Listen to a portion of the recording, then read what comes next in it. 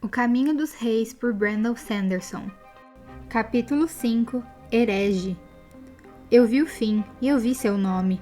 A noite das tristezas, a verdadeira desolação, a tempestade eterna. Coletado no terceiro dia de Nanis, ano de 1172, 15 segundos antes da morte. O indivíduo era um jovem olhos escuros, de origem desconhecida. Shallan não esperava que Jasnah Kholin fosse tão bela. De uma beleza majestosa e madura, tal como se vê em retratos de antigas eruditas. Shallan se deu conta de que, ingenuamente, esperava que Jasnah fosse uma solteirona feia, como as severas matronas que a haviam instruído anos antes. Como alguém poderia imaginar de outro modo uma herege com mais de 30 anos e ainda solteira? Jasnah não era nada disso. Era alta e esbelta, tinha pele lisa, sobrancelhas finas e negras e uma densa cabeleira cor de ônix, presa em parte no alto da cabeça, enrolada em um pequeno cilindro dourado e fixada por 2 longos grampos, com o resto caindo pela nuca em minúsculos cachos. Mesmo presos e frisados, o cabelo lhe chegava aos ombros. Soltos, seriam tão longos quanto os de Shallan, que lhe passavam da metade das costas. Jasnah tinha um rosto quadrado e penetrantes olhos violeta claros.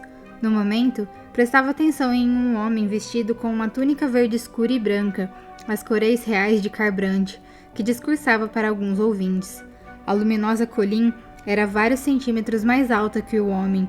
Aparentemente, a famosa altura dos aletianos não era exagerada.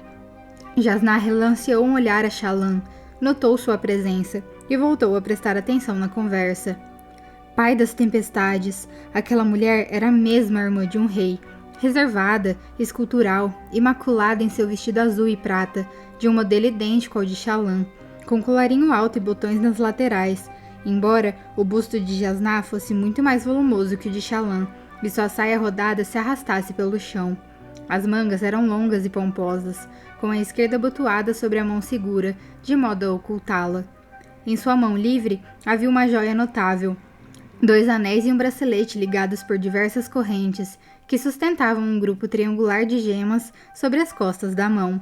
Era um transmutador, nome usado tanto para a pessoa que realizava o processo, quanto para o fabrial que o tornava possível. Shallan se esgueirou para dentro da sala, tentando observar melhor as gemas grandes e brilhantes. Seu coração começou a bater mais depressa. O transmutador parecia idêntico ao que ela e os irmãos haviam encontrado no bolso interno do casaco de seu pai. Jasnah e o homem de túnica começaram a caminhar na direção de Shallan, ainda conversando. Como Jasnah reagiria, agora que sua pupila finalmente chegara? Ficaria zangada com sua demora? Shallan não podia ser responsabilizada por isso, mas as pessoas frequentemente esperavam coisas irracionais de seus inferiores. Com uma grande câmara à entrada, aquele salão fora escavado na rocha, mas era mais ricamente mobiliado, e seus candelabros ornamentados exibiam gemas que resplandeciam à luz. Em sua maioria, eram granadas violeta escuras, que estavam entre as pedras menos valiosas. Mesmo assim, o número de gemas por si só já faria o candelabro valer uma pequena fortuna. Mais impressionante para Shallan, no entanto, era a simetria do modelo e a beleza dos cristais que pendiam do candelabro. Quando Jasnah se aproximou, Shallan pôde escutar parte do que ela estava falando. Percebe que esta medida poderia provocar uma reação desfavorável dos devotários? Dizia ela, falando em aletiano. Era um idioma muito parecido com o vedeno, e Shallan se tornara fluente nele quando criança. Sim, luminosa, disse o homem de túnica.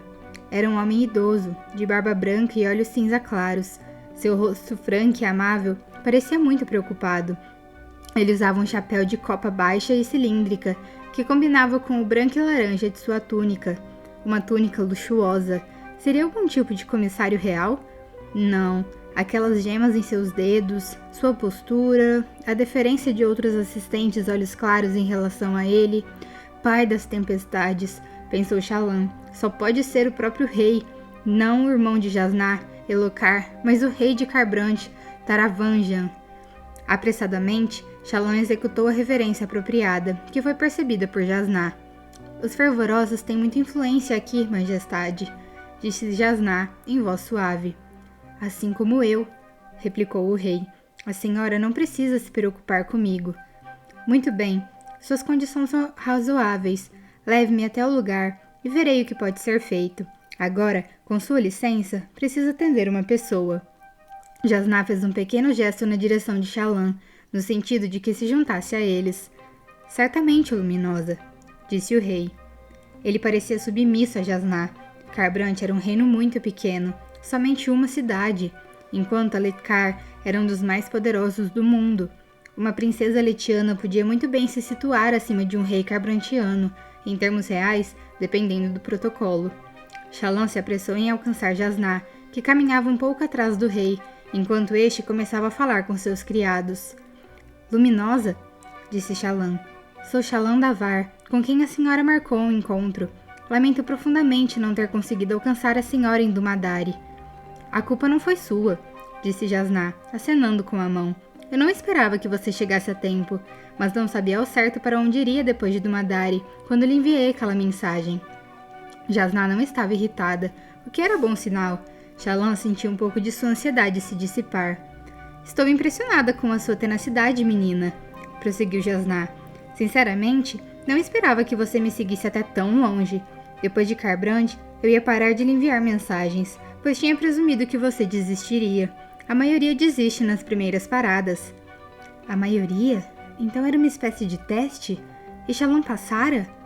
Sim, realmente, continuou Jasnah, pensando em voz alta. Talvez eu deixe você me apresentar uma petição para se tornar minha pupila. Shallan quase tropeçou de susto. Apresentar uma petição? Já não fizera isso? Luminosa, disse Shallan. Eu pensei que... Bem, sua carta... Jasnah a encarou. Eu lhe dei permissão para se encontrar comigo, senhorita Davar. Não prometi que ia acertar você.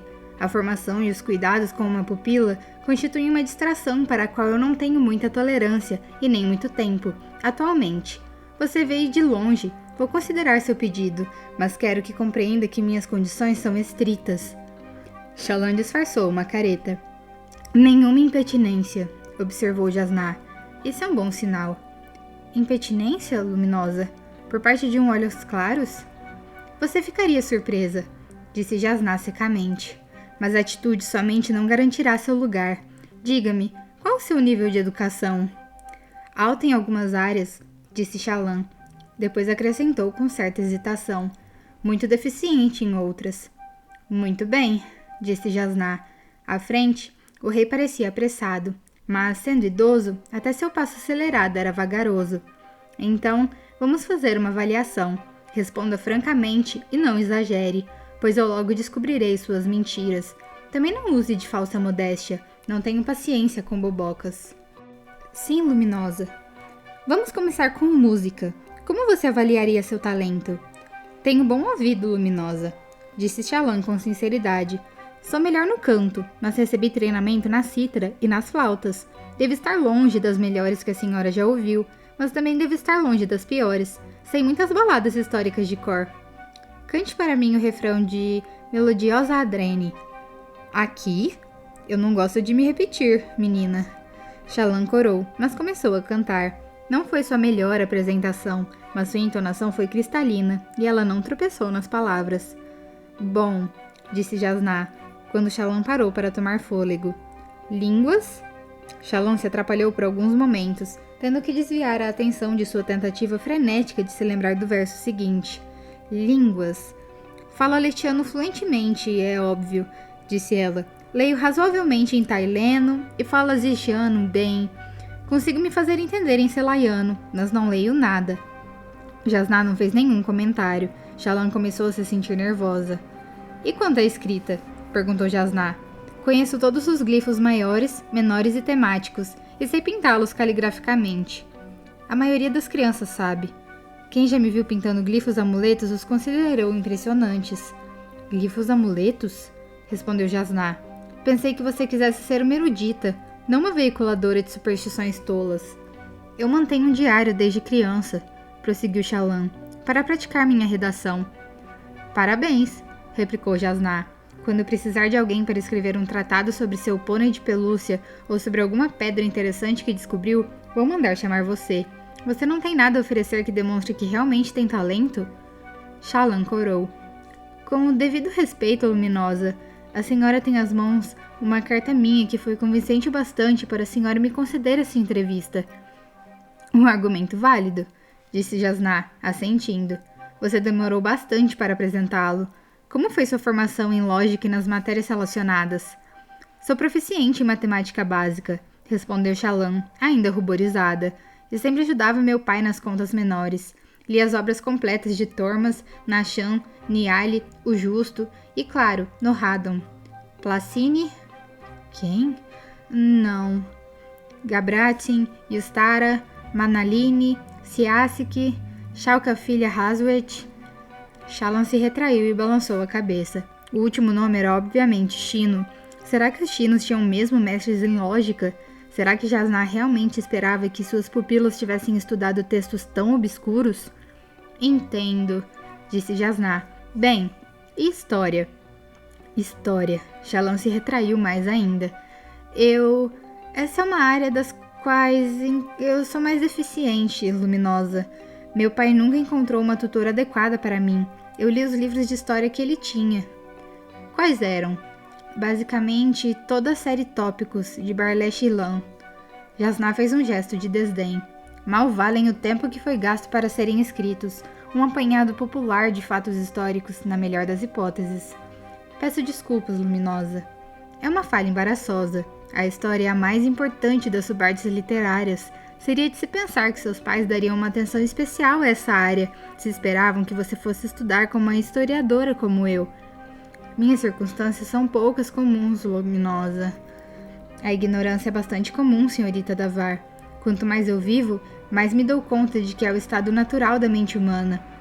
Há muita gente que luta para defender sua santidade e ainda esperam que você se impressione com seus esforços. Chalan corou novamente. Sabia que tinha deficiências, mas Jasná tinha expectativas pouco razoáveis. Sem dizer nada, ela continuou a caminhar ao lado da mulher mais alta.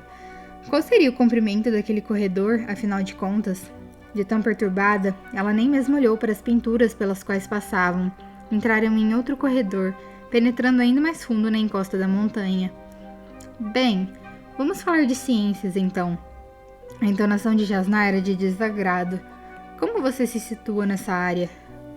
Eu tenho uma base científica razoável, como se pode esperar de uma jovem da minha idade, respondeu Chalan, em um tom mais glacial do que desejava.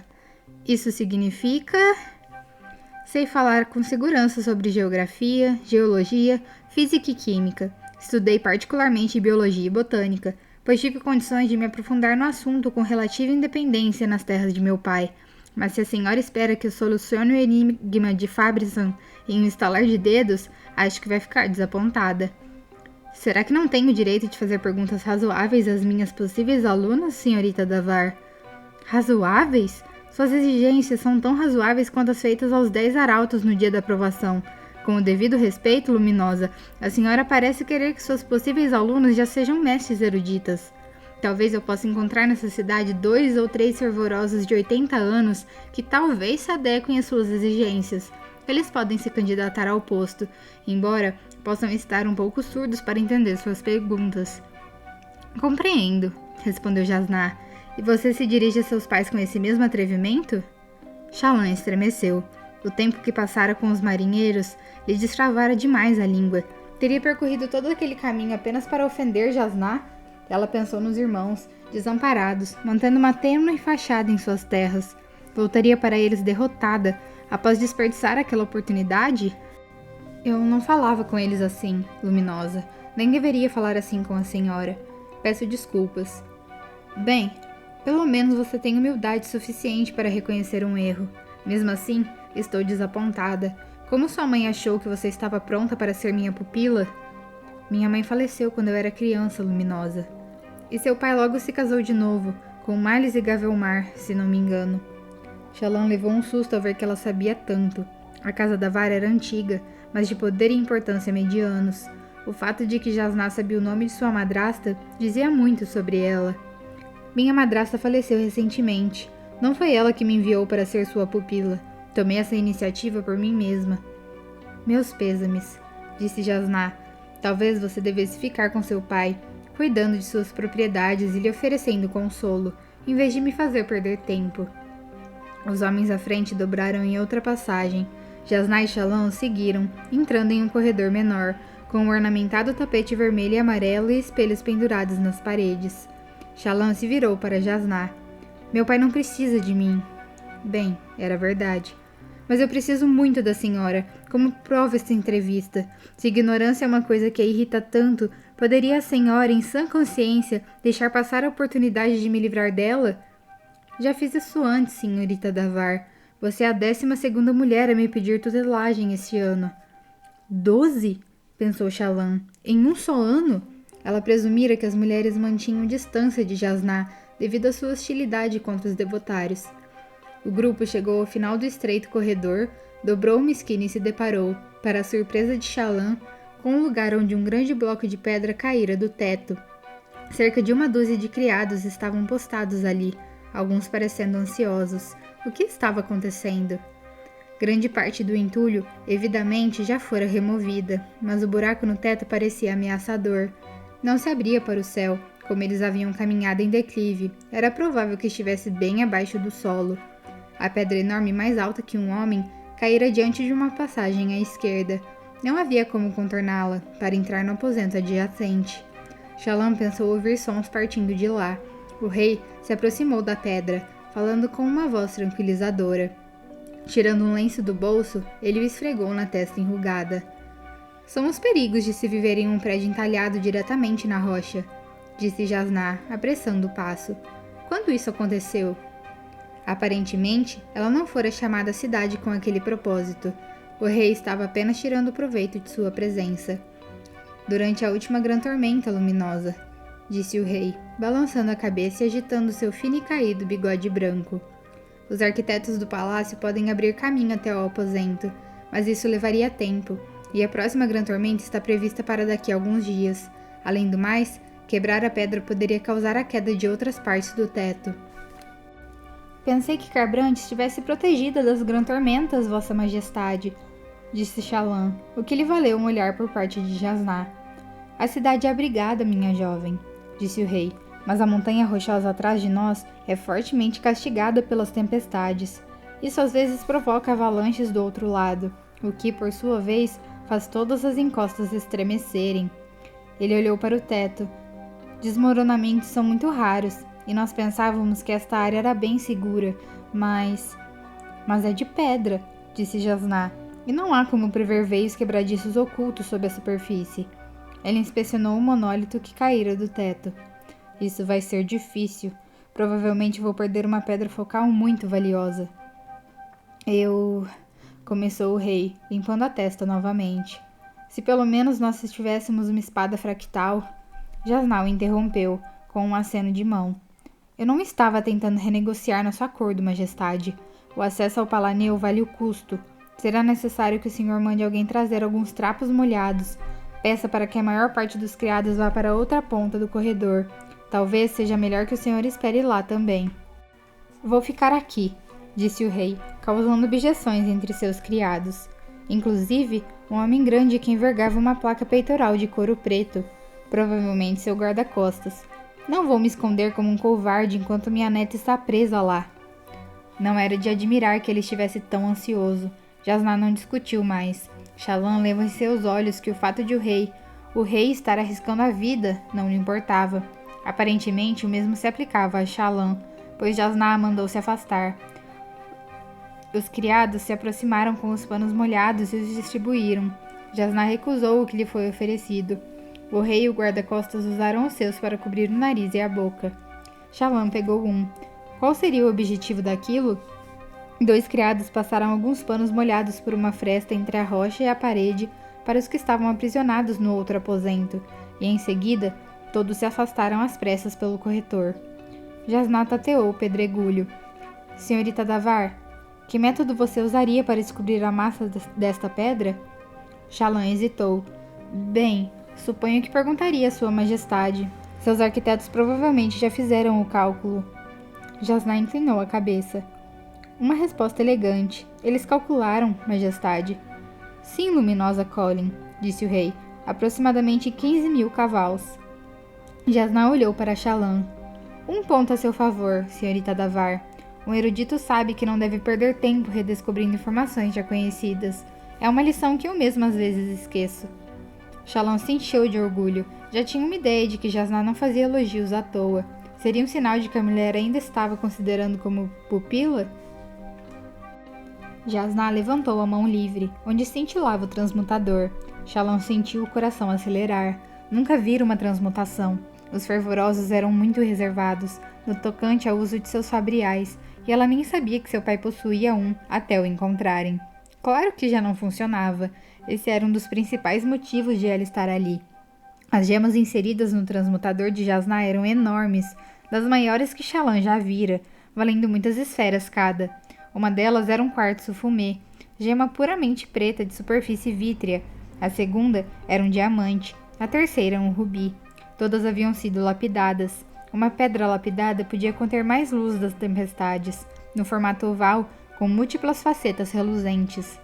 Jasnah fechou os olhos e pressionou a mão contra o pedregulho caído. Depois, ergueu a cabeça e inalou lentamente. As pedras nas costas de sua mão começaram a luzir com mais intensidade. O quartzo fumê, em especial, adquiriu um brilho tão grande que se tornou difícil fitá-lo. Shallan prendeu a respiração. Só se atrevia a piscar e memorizar o que via. Por um longo momento, nada aconteceu. E então, ela ouviu um som breve, uma vibração baixa, como se um grupo de vozes cantarolasse ao longe, uma nota única e pura. A mão de Jasnah penetrou a pedra. O pedregulho desapareceu. Um jato de fumaça preta tomou o corredor, o suficiente para cegar Shallan. Era como o resultado de 1000 fogueiras sendo apagadas, e cheirava a madeira queimada. Shallan se apressou em cobrir o rosto com o trapo molhado, enquanto se punha de joelhos. Estranhamente, seus ouvidos pareciam tapados, como se ela tivesse descido de uma grande altura. Teve de engolir em seco para desbloqueá-los. Assim que seus olhos começaram a lacrimejar, ela os fechou com força e prendeu a respiração. Seus ouvidos se encheram com um som sibilante. O ruído cessou. Ela abriu os olhos e começou a piscar. Viu o rei e seu guarda-costas encostados à parede ao lado. Fumaça ainda se acumulava no teto, impregnando o corredor com seu cheiro. Jasnah permanecia de pé, com os olhos ainda fechados, alheia à fumaça. Seu rosto e suas roupas estavam cobertos de fuligem, que também deixara marcas nas paredes. Shallan já lera sobre o assunto, mas ainda estava impressionada. Jasnah transformara o bloco de pedra em fumaça, e como a fumaça era menos densa que a pedra, a mudança dispersara em uma irrupção explosiva. Era verdade, Jasnah de fato tinha um transmutador funcional e poderoso. 9 entre 10 transmutadores conseguiam efetuar algumas transformações limitadas, criar água ou grãos a partir de pedra, formar casas simples de um só cômodo a partir do ar ou dos tecidos. Um transmutador mais poderoso, como o de Jasnah, podia efetuar qualquer transformação, literalmente converter qualquer substância em outra.